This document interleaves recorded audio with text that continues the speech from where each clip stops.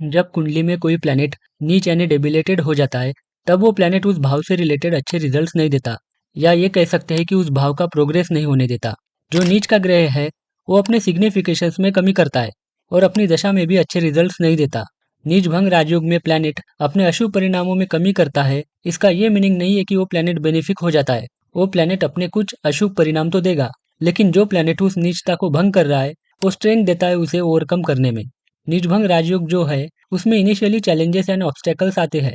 उनको ओवरकम करने के बाद फिर यही राजयोग व्यक्ति को सक्सेस देता है। सो नीचभंग राजयोग के क्या क्या कॉम्बिनेशंस हो सकते हैं, उसी को समझते हैं। So let's begin. पहले कॉम्बिनेशन में कर्क लग्न की कुंडली को एज ए एग्जाम्पल लेते हैं। जुपिटर 7th हाउस में प्लेस है। अब जुपिटर कैप्रिकॉन यानी मकर राशि में नीच का यानी डेबिलेटेड होता है। मकर राशि का स्वामी शनि है और मंगल इस राशि में उच्च का होता है। सो ऐसे में ये मार्स या सैटर्न दोनों में से कोई भी जुपिटर के साथ युति में आ जाए, जैसे मार्स या सैटर्न, तो ये नीचभंग राजयोग हो जाएगा। अब मार्स और सैटर्न डिग्री वाइज भी अच्छे होने चाहिए। जो कॉम्बिनेशन डिस्कस करेंगे उन सब में डिग्री वाइज स्ट्रेंथ इंपॉर्टेंट रहेगी। सो फर्स्ट कॉम्बिनेशन में अगर मार्स या सैटर्न अच्छे डिग्री में जुपिटर के साथ युति में आ जाए, तो ये नीचभंग राजयोग हो जाएगा। पहले कॉम्बिनेशन में हमने युति से समझा, अब प्लैनेट्स के एस्पेक्ट से कैसे नीचभंग राजयोग होता है वो हम देखते हैं। जैसे कि सैटर्न अगर 5th हाउस में है, सो सैटर्न का थर्ड एस्पेक्ट 7th हाउस पे जा रहा है। वैसे ही सैटर्न फर्स्ट हाउस में हो तो 7th, और 10th हाउस से सैटर्न का 10th एस्पेक्ट 7th हाउस पे जा रहा है। सो सैटर्न अपने एस्पेक्ट से अपनी ही मकर राशि को देख रहा है। सो ये भी निजभंग राजयोग फॉर्म करेगा। एक और एग्जाम्पल लेते हैं। जैसे मून अगर 5th हाउस में वृश्चिक राशि में डेबिलेटेड है और 10th हाउस में मार्स है, तो मार्स का 8th एस्पेक्ट 5th हाउस पे है।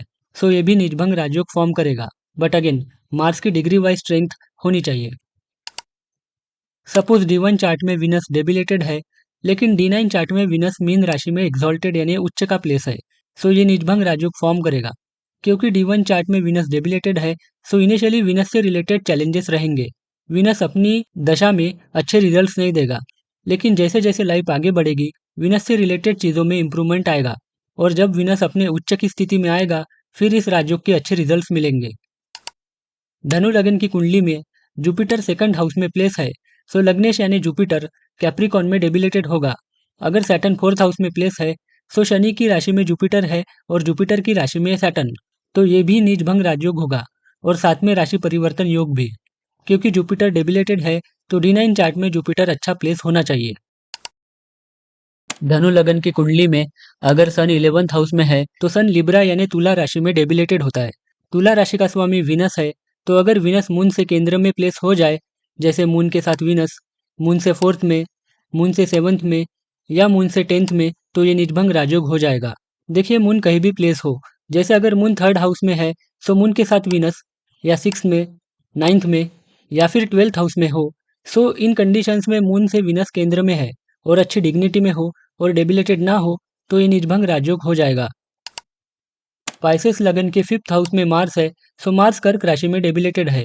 कर्क राशि का स्वामी मून है, सो लग्न से मून केंद्र में आ जाए, जैसे मून 1st में, 4th में, 7th में एंड 10th में हो, तो ये निजभंग राजयोग हो जाएगा। एक और एग्जाम्पल लेते हैं। टॉरस लगन के 6th हाउस में अगर सन है, सो सन तुला राशि में डेबिलेटेड होगा और तुला राशि का स्वामी विनस है, तो अगर विनस लग्न में 4th में, 7th में या 10th में हो और अच्छी डिग्निटी में हो और डेबिलेटेड ना हो, तो ये भी निजभंग राजयोग हो जाएगा। सो अब निजभंग राजयोग को समझते हैं कुछ एग्जाम्पल से। जो केंद्र हाउसेस होते हैं 1, 4, 7, 10, जिन्हें हम विष्णु हाउसेस भी कहते हैं। सो इन हाउसेस में अगर ये राजयोग बन जाए, तो फिर ये व्यक्ति को सक्सेस, फेम और ग्रेट हाइट्स तक पहुंचाता है। इसलिए इस राजयोग में केंद्र हाउसेस का एक इंपॉर्टेंस होता है। जैसे अगर हम क्वीन एलिजाबेथ 2 का चार्ट देखें, तो कैप्रिकॉन असेंडेंट है और वहीं पे जुपिटर नीच का है, लेकिन मार्स कैप्रिकॉन में उच्च का प्लेस है, सो ये निजभंग राजयोग हो जाएगा। लेकिन अगर हम 7th हाउस को देखें, तो वहाँ पे मून कर्क राशि में प्लेस है और 7th एस्पेक्ट जुपिटर पे है। जुपिटर मून को अपना मित्र मानता है, सो ये मून का एस्पेक्ट अच्छा है। जुपिटर लग्न से भी केंद्र में है, इवन लग्न में ही प्लेस है, सो ये भी बहुत ऑस्पिशियस है। और मून से भी केंद्र में है, सो इसे हम एक अच्छा निजभंग राजयोग कहेंगे। एक और एग्जाम्पल लेते हैं। जैसे दीपिका का चार्ट देखें, तो लिब्रा असेंडेंट है और 4th हाउस कैप्रिकॉन में जुपिटर डेबिलेटेड है, लेकिन सैटर्न जो है वो 2nd हाउस में प्लेस है और सैटर्न का थर्ड एस्पेक्ट जुपिटर पे है, सो ये निजभंग राजयोग हो जाएगा। और साथ में जुपिटर लग्न से भी और मून से भी केंद्र में है, सो ऐसे में ये भी एक अच्छा नीचभंग राजयोग हो जाएगा। आई होप नीचभंग राजयोग कैसे फॉर्म होता है ये समझ में आ गया होगा। आई होप कि ये जानकारी आपको अच्छी लगी होगी। Thanks for watching.